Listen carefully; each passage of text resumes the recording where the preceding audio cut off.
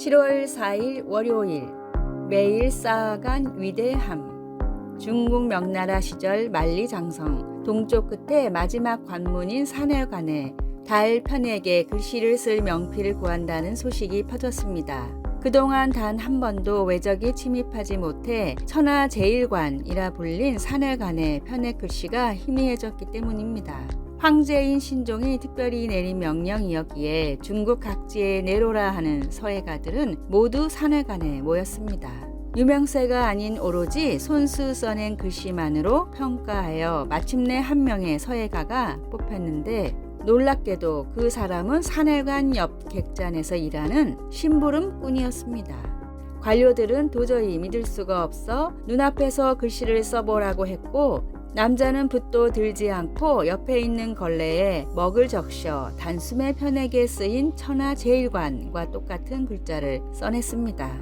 도대체 어디서 서예를 공부했는지 한 관료가 묻자 남자는 이렇게 대답했습니다. 저는 이곳에서만 30년을 일했습니다. 일을 하며 저 글씨가 보일 때마다 재미삼아 손가락으로 행주로 따라 그리다 보니 어느 순간 저 글씨만큼은 똑같이 그릴 수 있게 됐습니다. 하루에 단 한 말씀이라도 삶 속에 실천을 하다 보면 조금씩이라도 예수님을 닮아가게 됩니다. 하루에 말씀 한 절씩이라도 실천해 예수님의 발자취를 최선을 다해 따라가십시오. 오늘의 말씀, 육체의 연단은 약간의 유익이 있으나 경건은 범사에 유익하니 금생과 내생의 약속이 있느니라. 디모데전서 4장 8절. 오늘의 찬송 201장 참사람 되신 말씀.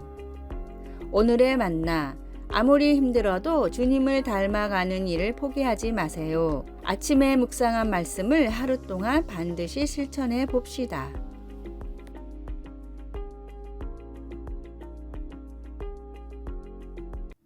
7월 5일 화요일, 깨끗하게 하는 방법. 싱크대에서 두 어린아이가 손을 씻으며 생일 축하합니다 노래를 2번씩 명랑하게 부르고 있습니다. 아이들 엄마가 병균을 씻어내려면 그만큼 씻어야 해 라고 말했기 때문입니다. 여러 가지 것들을 깨끗이 유지하는 것은 귀찮은 일일 수도 있습니다. 하지만 죄를 씻어 없애는 것은 집중하여 하나님께로 돌이키는 과정을 따르는 것을 의미합니다. 야고보는 로마 제국에 흩어져 있는 신자들에게 그들의 초점을 하나님께로 다시 돌리라고 권고했습니다. 언쟁과 싸움에 휩싸여 자신들의 우월의식이나 소유, 세상의 쾌락, 돈과 명예를 위해 다툼으로써 그들은 하나님과 적이 되어 버렸던 것입니다. 그래서 야고보는 이렇게 경고했습니다. 그런즉 너희는 하나님께 복종할지어다. 마귀를 대적하라. 그리하면 너희를 피하리라. 죄인들아 손을 깨끗이 하라. 두 마음을 품은 자들아 마음을 성결하게 하라. 그러면 어떻게 그렇게 할 수 있을까요? 하나님을 가까이 하라. 그리하면 너희를 가까이 하시리라. 이 말씀은 삶에서 더러운 죄를 씻어 없애기 위해 왜 하나님께로 돌아가야 하는지 설명해주는 살균제와 같은 말씀입니다. 그러고 나서 야고보는 청결하게 씻는 방법을 더 자세히 설명하고 있습니다. 슬퍼하며 애통하며 울지어다. 너희 웃음을 애통으로, 너희 즐거움을 근심으로 바꿀지어다. 주 앞에서 낮추라. 그리하면 주께서 너희를 높이시리라. 우리의 죄를 다루는 것은 겸손한 일입니다. 하지만 신실하신 하나님은 우리의 죄 씻는 행위를 하나님을 예배하는 것으로 바꾸어 주십니다. 말씀, 죄인들아 손을 깨끗이 하라. 마음을 성결하게 하라. 야고보서 4장 4절에서 10절. 찬송 348장 마귀들과 싸울지라. 기도, 사랑하는 주님, 죄를 씻으시는 주님의 방법으로 저를 주님께로 돌아서게 하시니 감사합니다. 주님께 돌아설 때 제 두 손을 씻고 제 마음을 성결하게 해 주소서. 아멘.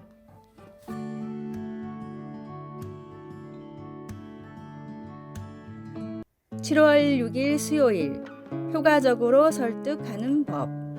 협상 전문가인 뉴욕 주립대학교의 딘 프리트 교수는 자신의 저서에서 이런 말을 했습니다. 로마 제국은 기독교인들의 신앙을 포기하게 만들려고 콜로세움에 가두고 사자로 협박했습니다. 그러나 대부분의 기독교인들은 최후까지 찬송을 부르며 굴하지 않았습니다. 사람을 죽이겠다고 협박을 하는 것은 결코 현명한 설득의 자세가 아닙니다. 외국의 한 단열재 시공업체가 간단한 공사로 에너지 효율을 몇 배나 높일 수 있는 기술을 개발해 집집마다 찾아다녔습니다. 획기적인 기술이었지만 찾아간 가정의 15%만이 공사를 하겠다고 했습니다. 안 되겠다 싶었던 시공업체는 전문가에게 컨설팅을 받았는데 그 다음부터는 농구공을 들고 다니면서 이렇게 설명했습니다.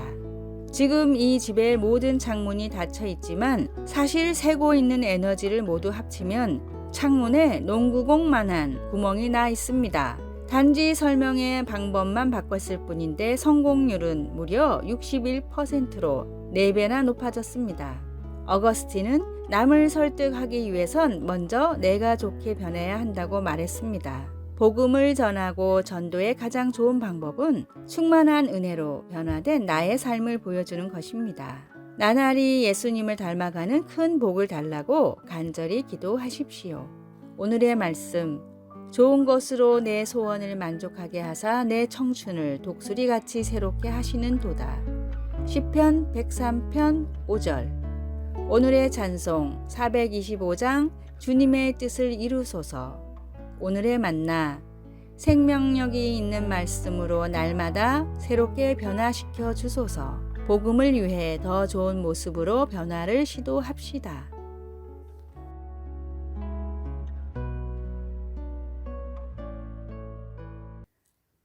7월 7일 목요일, 엄마에게도 예의를. 엄마와 사이 좋을 필요가 없다는 말을 엄마와 관계가 나쁜 상태여도 괜찮다고 1차원적으로 이해하면 안 됩니다.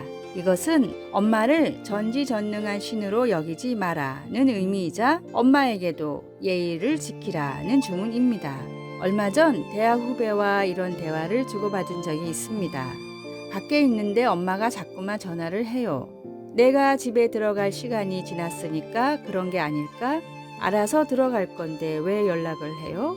엄마는 무작정 기다려도 되는 사람이 아니야. 부모에게도 예의를 지켜야 하지 않을까? 모녀가 전쟁을 일으키는 이유 중 빼놓을 수 없는 것이 연락하지 않는 딸과 기다리는 엄마입니다. 20이든 40이든 엄마 눈에 딸은 집으로 돌아올 때까지 기다려야 하는 존재입니다.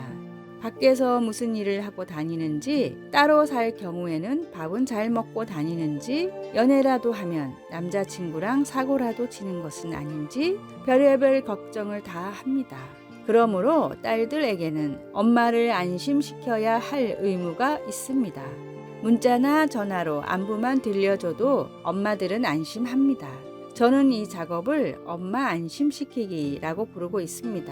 엄마에게 직접 이야기하기가 쑥스럽다면 문자나 메신저로 다음과 같은 짧은 메시지라도 남겨야 합니다. 엄마, 요즘 저 이렇게 살고 있고 잘하고 있어요. 못 믿어온 딸에서 한시름 놓은 딸로 신분 상승이 이루어지는 것을 체감할 수 있을 것입니다. 말씀. 또 아비들아, 너희 자녀를 노엽게 하지 말고 오직 주의 교훈과 훈계로 양육하라. 에베소서 6장 4절. 찬송 559장. 사철의 봄바람 불어있고. 기도. 부모가 자식을 옳게 가르치듯이 하나님께서 우리를 올바른 길로 인도하려고 가르치셨다는 사실을 마음속에 새겨두게 하소서. 아멘.